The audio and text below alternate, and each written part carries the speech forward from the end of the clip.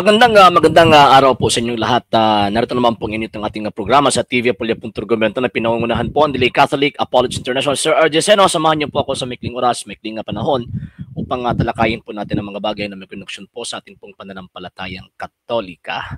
Okay, so meron po tayong sasagutin na question. Actually, nabasa ko lang po ito sa sa comment section sa YouTube channel natin sa RJ sa The Second TV. So sabi niya, sir, hindi ako nakaabot sa live streaming mo. Kung pwede, bigyan niyo po ng kalinawan itong tanong po natin o tanong ko po, sabi niya. So babasahin po natin muna, then pagkatapos magbibigay po tayo ng maikling sagot sa tanong po niya, mga sir at saka mga ma'am. So ito po yung tanong po niya.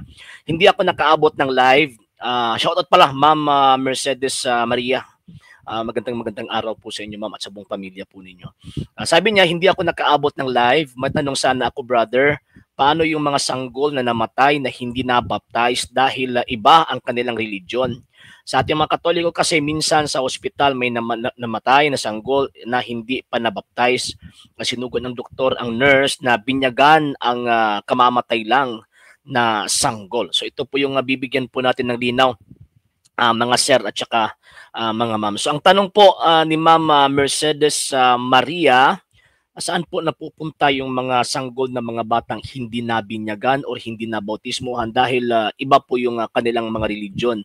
And at the same time, hindi lang po yan, Ma'am Mercedes Maria, meron din pong mga bata na ipina-abort ng kanilang mga ina, yung mga walang modong mga ina, ipina-abort po nila yung mga anak po nila. Pinatay po nila na walang kalaban-laban. So ngayon, ang tanong po, saan po sila mapupunta? Actually, yung baptism po kasi mga sir, mga ma'am, especially Ma'am Maria Mercedes, importante po yan. Kasi binabalot po yan ng tatlong malalaking dogma. Number one na dogma is yung extra ecclesiam nulla salus. Outside the church, there is no salvation. So hindi ka po or hindi po tayo makakapasok sa iglesyang tatag ng ating Panginoong Jesucristo, hindi po tayo makakapasok sa kanyang katawan, yung mystical body po niya, na yan po yung iglesia, kung hindi po tayo mababautismuhan at hindi po natin matatanggap yung kanyang kamatayan. So kailangan po na makapasok po tayo by way of baptism. Number two, na tinatawag na dogma po ng Iglesia Katolika Apostolika Romana, yung sinabi ng Panginoong Jesucristo at idineklara ng Simbahang Katolika na importante yung bautismo sa kaligtasan. Bakit po? Kasi sinabi po yan ng Panginoong Jesucristo na maliban na ang tao ay pinanganak muli, hindi po siya makakapasok sa kaharian ng langit. Ipinanganak muli or ipinanganak muli sa pamamagitan ng tubig at espiritu, hindi po siya makakapasok sa kaharian po ng langit. So kailangan po ang bautismo. So kaya nga sinabi ng Panginoong Jesucristo sa kanyang mga alagad, humayo kayo sa lahat ng mga bansa sa buong mundo at gawin nyo silang aking mga alagad. Bautismuhan nyo sila sa pangalan ng Ama at ng Anak at ng Espiritu Santo. Bakit po? Kasi objective po niya, 1 Timothy chapter 2 verse 4, na ang lahat ng tao ay maliligtas. Itong mga bata po kasi na nasa ibang relihiyon or yung mga bata na ipina-abort ng kanilang mga magulang, biktima po sila sa mga taong kung saan gusto po na instead of susundin po yung kalooban ng Panginoong Diyos, sinusunod po nila yung mga sarili po nilang mga kalooban. So itong mga batang ito, itong mga sanggol na ito na namatay na wala pong tinatawag na bautismo or yung mga natanggap po nilang bautismo ay hindi naman po valid. Kung baga, meron pong sagot ang Santa Iglesia Katolika Apostolika Romana on that. Number one, meron po tayong tinatawag na katuruan, yung tinatawag na limbo. So ang basis po natin dito, itong The My Catholic Faith, page ano ba ito, ang page na ito. Page 253. Ito po yung sinabi ng katuruan ng Iglesia Katolika Apostolika Romana. Since infants who die unbaptized have committed no sins, they live in a place of natural happiness called limbo. So ang limbo na po, Catholic parents who put off for a long time or entirely neglect the baptism of their children put them in danger of losing heaven and the vision of God eternally. Yan po yung sinabi ng tinatawag na katuruan po natin sa yung mga Katolikong mga magulang daw po na hindi po nila pinababautismuhan yung mga anak po nila ay nina-neglect po nila yung karapatan ng mga bata na kung saan makita po nila ang Panginoong Diyos mukha sa mukha and at the same time makita po nila yung tinatawag na langit. Sabi to, although in limbo, infants enjoy complete natural happiness surpassing any on earth. Such happiness cannot compare with the bliss of heaven, where souls see God face to face. One is natural, the other supernatural joy. So ibig sabihin, yung mga batang hindi po nabautismuhan or hindi po nakatanggap ng Santa Bautismo, ang mangyayari po dyan na mga sir ay mga ma'am, ilalagay po siya doon sa tinatawag na limbo. At ang lugar na yon, meron po siyang tinatawag na natural happiness. Hindi po kagaya doon sa langit na meron pong supernatural happiness. Bakit po? Kasi makikita po nila ang Panginoong Diyos mukha sa mukha.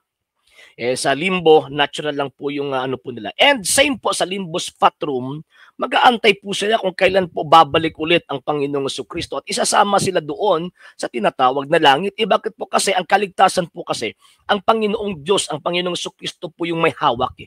So kaya nga, nang dahil i-deprive yung kaligtasan, i-deprive ng mga magulang ang kaligtasan ng mga batang ito, so ang sino mga magulang na hindi po pinababautismuhan po yung kanilang mga anak, sabi po dito sa katuruan po natin, ito po, yung naka-red highlight na parents sin mortally if they neglect the baptism of their children.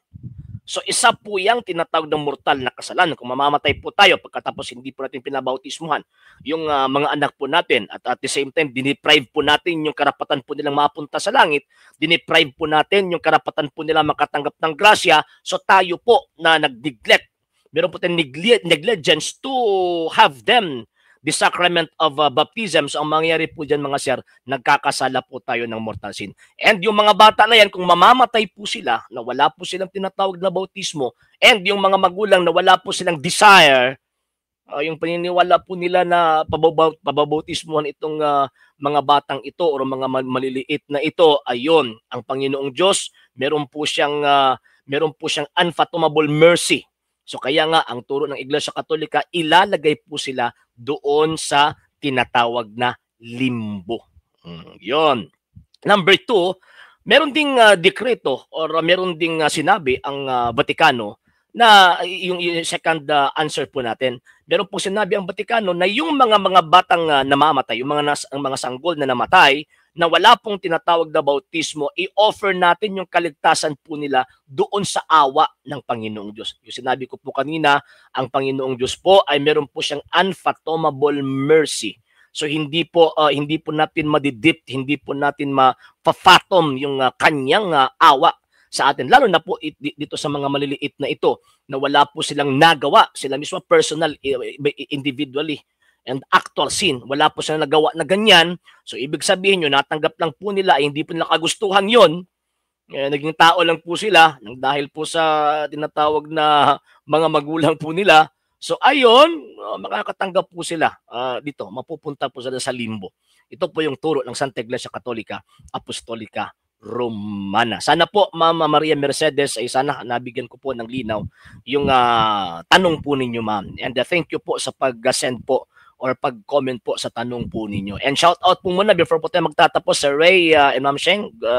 Magandang araw po sa Daniel Sibilias. Actually, itong binasa po natin ngayon, ito po yung mga comments nang na-upload po natin kagabi.